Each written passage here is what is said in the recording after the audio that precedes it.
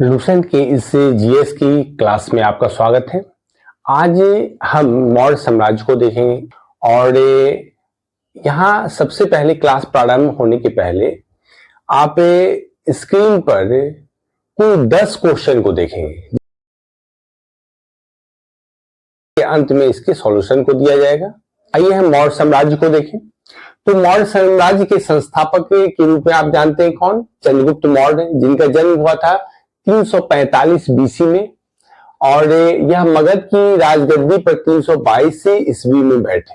इतना ध्यान रखिएगा।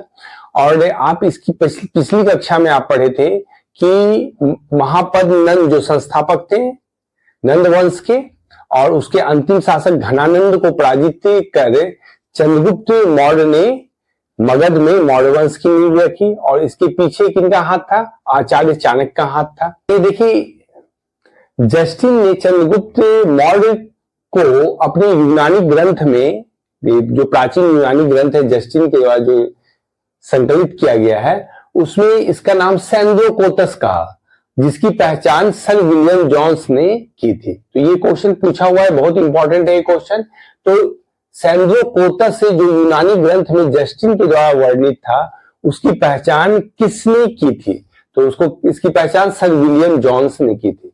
देखिए, भारत में जब ब्रिटिश का आगमन हुआ तो 1784 में एशियाटिक सोसाइटी ऑफ बंगाल की स्थापना की गई, जिसका यह उद्देश्य था कि भारत में जो गौरवशाली ग्रंथ है, यानी भारत में प्राचीन जो धार्मिक ग्रंथ लिखे हुए हैं, चाहे वो मध्यकाल के भी ले सकते हैं आप, उर्दू फारसी के भी ग्रंथ है, और फिर संस्कृत के या प्राकृत भाषा के जो ग्रंथ है, उसको उद्भेदित करना, यानी आखिर भारतीय लोग कि यहाँ जब प्रशासन चलाया जाए तो उसका प्राचीन समाज कैसा था, इसके विषय में जानकारी लेना।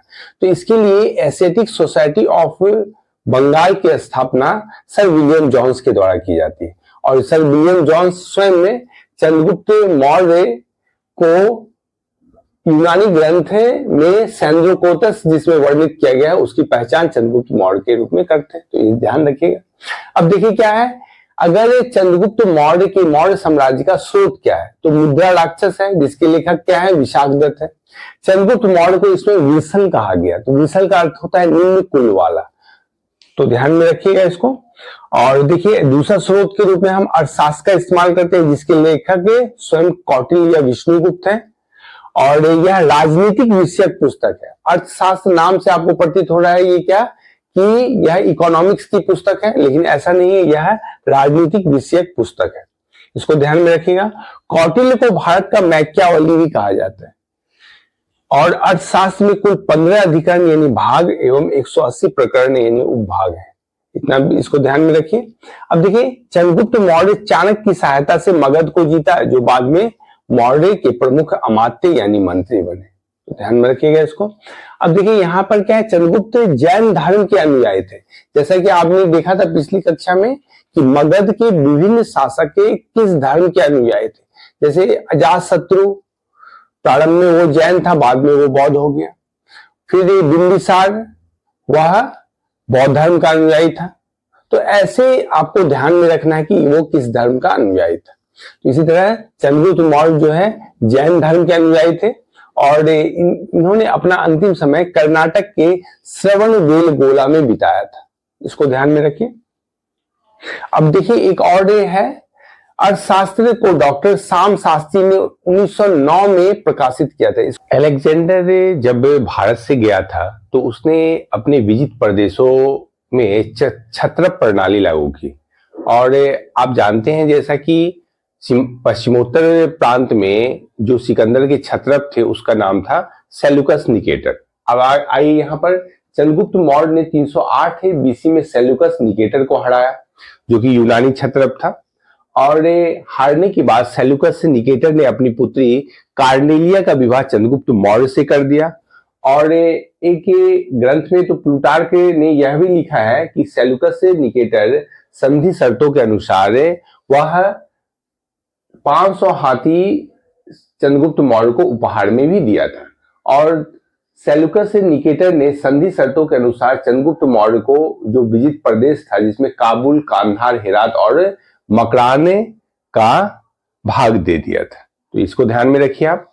अब देखिए एक और स्रोत है जिसके आधार पर एक एपियानस एक इतिहासकार है, यूनानी इतिहासकार, उसने इन दोनों के बीच हुए युद्ध का वर्णन अपनी पुस्तक में किया है, तो इसको भी ध्यान में रखिए। और अब देखा जाए अगला स्रोत तो इंडिका है। तो मेगास्थनीज का इंडिका जो कि एक प्रसिद्ध रचना है, यद्यपि देखिए मेगास्थनीज का इंडिका आपने पढ़ा था प्लिनी, प्लूटार्क, एस्ट्रेबो, एपियानस, यानी बहुत से ऐसे यूनानी इतिहासकार हैं, उन्होंने मेगास्थनीज के वर्णन का उपयोग किया था। तो मेगास्थनीज की इंडिका पूर्णता तो नहीं मिलती, लेकिन उसने इंडिका नामक पुस्तक लिखी थी, इन लेखों से स्पष्ट होता है। अब देखिए मेगास्थनीज इंडिका पुस्तक के लेखक सेल्यूकस निकेटर का राजदूत था, जो चंद्रगुप्त के दरबार में रहता था। इसने अपने वर्णन को इंडिका में लिखते हुए कहा है कि राजा जब राज दरबार से बाहर नगर की ओर जाता था तो यह प्रतिदिन की घटना नहीं थी, बल्कि कभी कभी होती थी, और राजा को देखकर जनता बहुत ही हर्षोल्लासित होती। कहा जाता है कि उनकी सिक्योरिटी व्यवस्था ऐसी थी कि महिला अंगरक्षक चंद्रगुप्त मौर्य को चारों ओर से घेरे रहती थी। राजा सोने की पालकी में बाहर जाता था, और इसके अलावा महिला अंगरक्षक के अलावा हाथी पर भी सोने और चांदी की वस्त्रों से सुसज्जित हाथी पर सवार होकर उसकी रक्षा करते थे। तोते का झुंड जो था चंद्रगुप्त मौर्य के सर के चारों ओर घूमता रहता था, जो कि प्रशिक्षित तोते का झुंड था। और कहा जाता है कि कुछ लोग पेड़ लेकर भी उसकी सुरक्षा में चलते थे। और चंद्रगुप्त मौर्य की सुरक्षा के लिए एक नौकर को रखा जाता था, जो भोजन कर उनके जो चंद्रगुप्त मौर्य के जो भोजन बनते थे उसको पहले वो चख के देखता था कि इसमें जहर तो नहीं मिला हुआ है। और कहा जाता है कि चंद्रगुप्त मौर्य 2 रात्रि एक ही शयन कक्ष पर शयन नहीं करता, जैसा कि विवरण इंडिका में मेगास्थनीज ने दिया है। मेगास्थनीज ने जैसे अपनी इंडिका में चंद्रगुप्त मौर्य की सुरक्षा व्यवस्था के बारे में वर्णन किया है, उसी प्रकार उसने पाटलिपुत्र नगर के का भी वर्णन किया है, जो कि मगध की राजधानी थी। तो आइए देखें, इसने कहा कि एक विशाल प्राचीर से यानी दीवार से घिरा रहता था पाटलिपुत्र, और 570 बुर्ज थे और 64 द्वार थे। यहाँ पर 2-3 मंजिला घर लकड़ी का बना होता था और पत्थर की चारों ओर से नक्काशी की गई होती थी, और यह चारों ओर से उद्यान एवं चिड़ियों के बसेरे से घिरा रहता था, जैसा कि पाटलिपुत्र के बारे में मेगास्थनीज का वर्णन है। अब यहाँ देखिए बिंदुसार को। बिंदुसार चंद्रगुप्त मौर्य का उत्तराधिकारी था, और इसका जो नाम आता है भिन्न भिन्न ग्रंथों में, जैसे पुराण में इसको अगर देखा जाए तो भद्रसार या वारिसार कहा गया है। वायु पुराण में भद्रसार या वारिसार कहा गया है। और बिंदुसार का एक और अन्य नाम अमित्र घात भी आता है, जिसका अर्थ होता है शत्रु विनाशक, और जैन ग्रंथ में इन्हें सिंह सेन कहा गया। तो इस प्रकार आप याद रखिए, बिंदुसार का नाम 3 नाम है, अमित्र घात, भद्रसार या वारिसार और सिंह सेन। अब देखिए आगे, बिंदुसार चंद्रगुप्त मौर्य का उत्तराधिकारी था। यह 298 बीसी में राजगद्दी पर बैठा था, ध्यान रखना है ये तिथि को। और बिंदुसार आजीवक संप्रदाय का अनुयायी था। आप दर्शन की क्लास में पढ़े थे कि आजीवक संप्रदाय के जो संस्थापक थे मखाली पुत्र गोशाल थे, जो महावीर स्वामी के काल से ही संबंधित थे।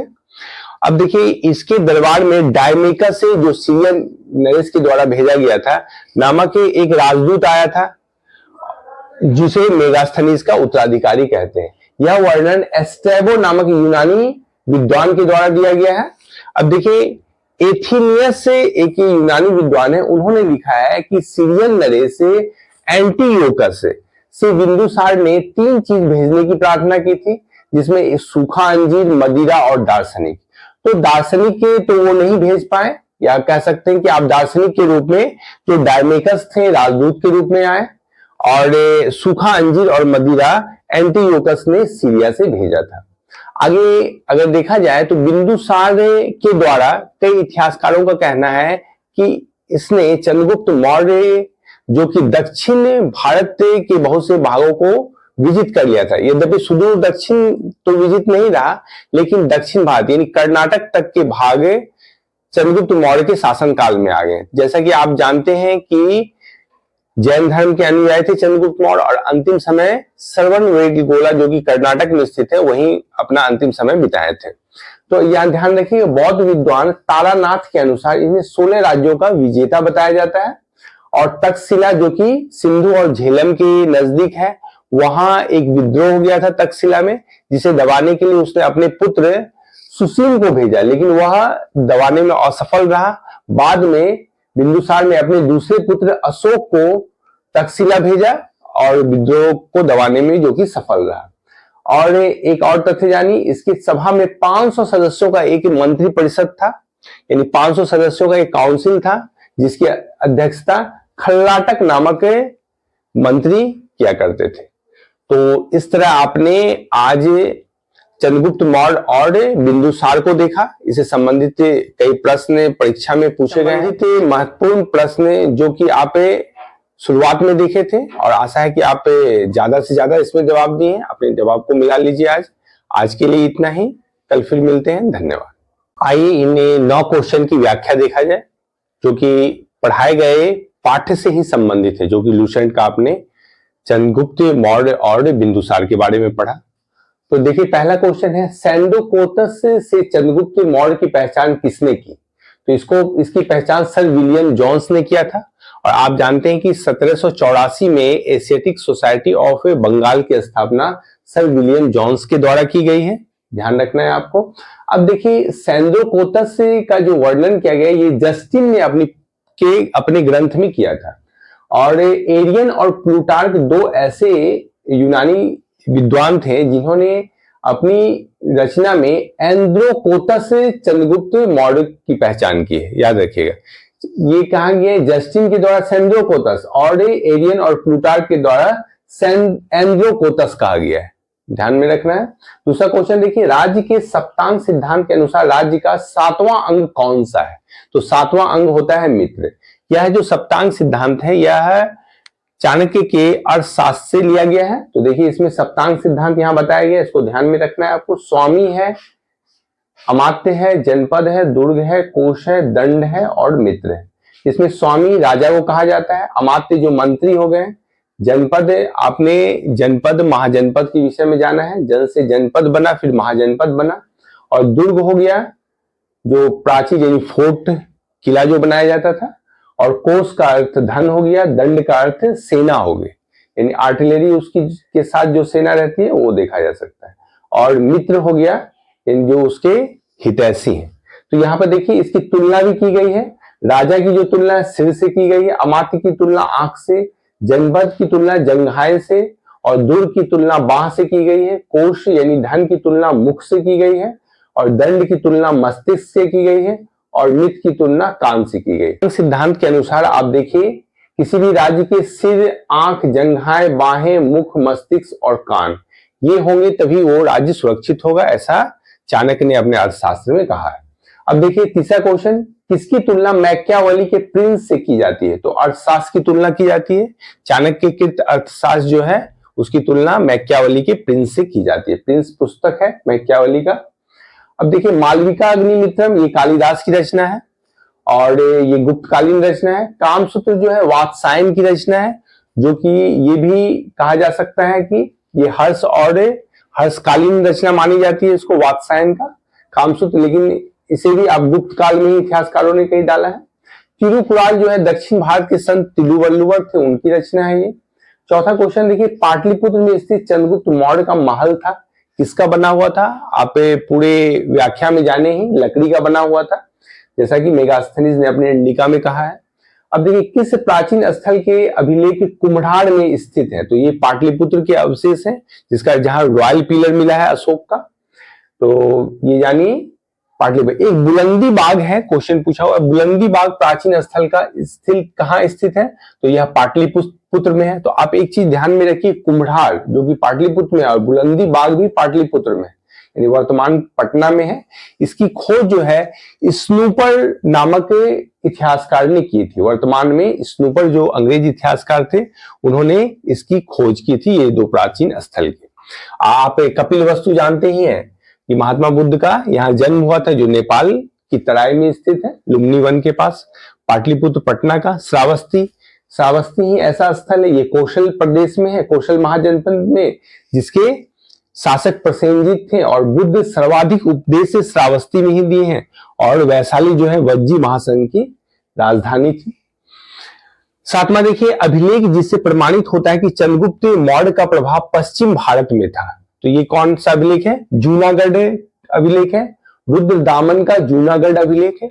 आप अभिलेख की कक्षा में आप इसको डिटेल में पढ़े, जो ना पढ़े हो वो प्लेलिस्ट में जाकर जो प्राचीन इतिहास के स्रोत दिया गया है जिसमें अभिलेख का वर्णन है, उसमें तमाम अभिलेख के बारे में बताया गया है, जिसमें बहुत से क्वेश्चन एग्जाम में पूछे जाते हैं। तो यहाँ देखिए, रुद्रदामन जो थे ये इंडो ग्रीक शासक थे और 150 ईस्वी में इनका शासनकाल था। उनके अभिलेख में यह वर्णन है कि चंद्रगुप्त मौर्य के जो गवर्नर हैं पुष्यगुप्त, उन्होंने सिंचाई के लिए पश्चिम प्रदेश में यानी गुजरात यानी सौराष्ट्र का क्षेत्र में सिंचाई का उचित प्रबंधन चंद्रगुप्त मौर्य के आदेश से करवाया था। तो इसको जान लिया आप। आठवां देखिए, चंद्रगुप्त मौर्य ने सेल्यूकस को किस वर्ष पराजित किया? बहुत महत्वपूर्ण तिथि है, 305 ईसा पूर्व में यानी बीसी में पराजित किया। 326 आप जानते हैं सिकंदर का आक्रमण। 322 जो हो गया चंद्रगुप्त मौर्य का राज्यारोहण यानी गद्दी पर बैठे चंद्रगुप्त मौर्य। और 325 ईस्वी में सिकंदर के द्वारा भारत को छोड़ा गया, भारत से उसका प्रस्थान हो गया। और नंबर देखिए, किस मौर्य राजा ने दक्कन की विजय प्राप्त की थी? चंद्रगुप्त मौर्य ने विजय प्राप्त की थी। इस प्रकार आप 9 क्वेश्चन को देखिए, इसको बार बार रिवीजन कीजिए। ये महत्वपूर्ण प्रश्न है जो कि एग्जाम में पूछे गए हैं और इससे क्वेश्चन आने की प्रबल संभावना है।